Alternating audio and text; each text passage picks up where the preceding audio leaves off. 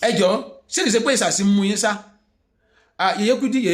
ẹjọ́ má yẹ kí ìsàsí àwọn pípé mú wa ẹjọ́ lóòótọ́ wọ́n ń ṣe oògùn èmi gan mọ̀ wọ́n ń ṣe oògùn torí mo rántí oyè gbàtẹ́yìn àti àǹtí Bukky ṣe fi jà ń gbá yẹn tẹ́ ẹ jà mo rántí àwọn bloggers mi tó jẹ́ pé àjọ wà nídìí ọ̀rọ̀ Justice Mohbad tó jẹ́ pé àpàdà gbọ́rọ̀ Justice Mohbad sílẹ̀ abẹ̀ sí fèsì àwọn tàbí síbò fúnra wa so ẹjọ́ ẹ má jẹ́ kí ọ̀rọ̀ yìí kó dàjọ́ bí èdò because mo wo fídíò Yèyé Kudi mi tẹ́ ti ń pariwo wípé Yomi Fabiyi dárúkọ another guy náà oúnjẹ wọn kó oúnjẹ lọ oúnjẹ tó yẹ kó fáwọn èèyàn fún ọjọ́ tí Mohbad pé ọdún kan àwọn kan fowó sílẹ̀ wọ́n dáná so wọ́n gbé owó yẹn wọ́n gbé oúnjẹ wá sí court àti ibi táwọn yẹn ti ń ṣe ìwọ́de so àwọn ọmọ mi sáwọn ọmọ oúnjẹ sí mix ni Yèyé Kudi bá jáde wọ́n pariwo pé Yomi Fabiyi ló kó oúnjẹ lọlé ẹjọ́ ṣé Yomi Fabiyi fẹ́ fún oúnjẹ sí pàtí lẹ́nìí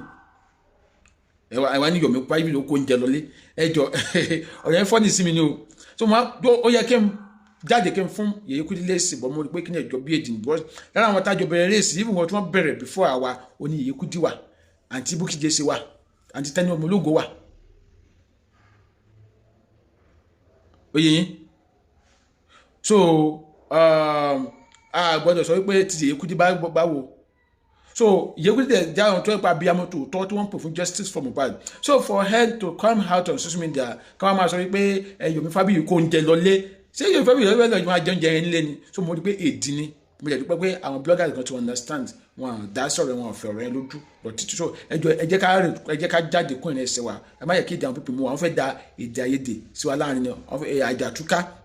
ni wọn fẹ́ jù sí wa láàrin pé gbà tí èdè wa ò bá yẹra wa à nílé rí iṣẹ́ yẹn ṣe bó ṣe ká ṣe so ẹ jọ mo dé bẹ̀bẹ̀ Yomi Fabiyi pé ẹ má bínú jàre àwọn pípé yẹn ìṣàṣì wọn ló fẹ́ gba ara àyà wọlé so but Ọlọ́run ní fún wọn ṣe so Yomi ò kó oúnjẹ ló fẹ́ fún oúnjẹ ṣe ṣé ìdíjẹ́ Yomi yẹn wájú ẹni tó máa gbé tékèwé 2 mẹ́ta 4 níbi kíní Mohbad àwọn ènìyàn fẹ́ gbé lọlé ó fẹ́ jẹ́ fọ́ọ̀sẹ̀ kan ó fẹ́ jẹ́ sófóṣù kan